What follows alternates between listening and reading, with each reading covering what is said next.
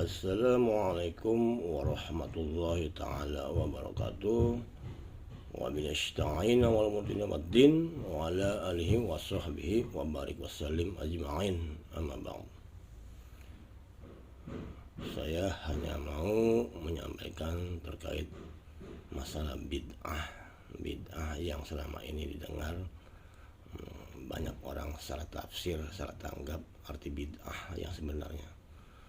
Arti bid'ah itu artinya ketika ada jemaah sedang menjalankan sholat, terdengar suara-suara yang mengganggu ketenangan bagi umat yang sedang menjalankan sholat.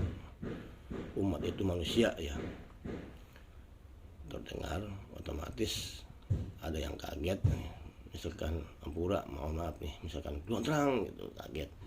Itu suatu bid'ah. Bid'ah itu artinya mengganggu kekhusyukan ibadah sholat kita.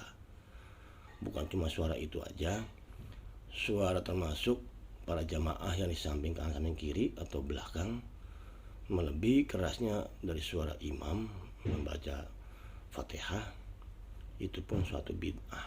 Jadi kata bid'ah tersebut yang jelas bukan di saat sebelum sholat ya, justru di saat sholat itulah kata bid'ah itu.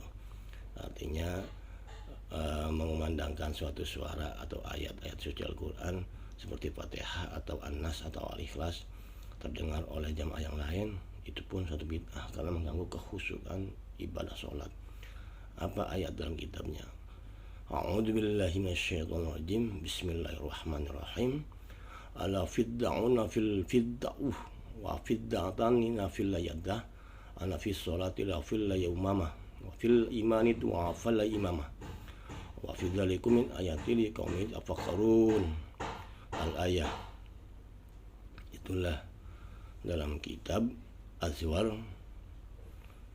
Kitab Azwar mengatakan bid'ah itu adalah suatu suara yang mengganggu ketenangan bagi umat yang sedang menjalankan sholat. Pahalanya tetap untuk yang menjalankan ibadah sholat. Yang memberikan suara, yang mengganggu suara terhadap orang yang sedang menjalankan sholat, itu yang tidak dapat pahala, malah mendapat dosa. Itulah arti bid'ah yang sebenarnya. Bukan bid'ah mendengar suara-suara sebelum sholat, mengumandangkan azan ataupun memukul beduk sebelum sholat. Justru di ketika saat sholat itulah yang disebut bid'ah. Itu tidak boleh ada suara mengganggu imam. Imam sedang baca, mestinya makmum ini khusyuk mendengarkan. Setelah mengucap kalimat amin, barulah makmum membaca ayat Fatihah. Itu pun tidak mesti keras, meskipun ucapan sedikit yang jelas tidak mengganggu tetangga samping kanan samping kiri alias jamaah. Itu arti bid'ah. Wa fil lauma ala fi sholati layya jam'atan fil lauma ala fil masjid lalu fil lahuma sawt. Apa artinya? Sholat berjamaah baik di masjid baik di musola. Nah, itulah arti jamaah. Jika berhalangan pun sebaiknya jangan sampai tinggal sholat, karena as-sholatu imaduddin. Sholat itu jelas tiangnya agama. Tanpa sholat nol pahala. Ibarat rumah, walaupun pondasinya kokoh, tanpa tiang tetap tidak akan berdiri suatu rumah, karena penopang atap itu dari tiang. Semoga pengajian ini cukup dimengerti.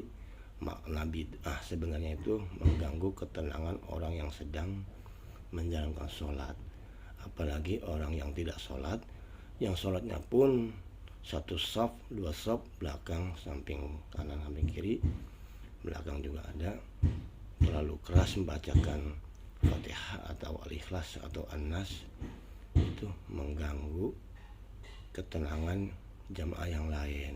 Itulah disebut tidak khusyuknya ibadah.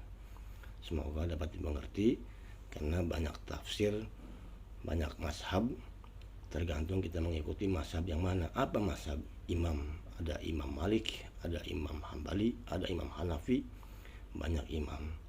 Yang jelas semua itu bagus. semua berpedoman pada kitab suci Al-Quranul Karim. Apa Al-Quran itu? Al-Quran artinya akhlaqullah, kalamullah, ucapan Allah. Karimah itu adalah ucapan. Demikian uraian saya, semoga jadi renungan untuk kawan-kawan semua. Billahi taufiq wal hidayah. Wassalamualaikum warahmatullahi taala wabarakatuh.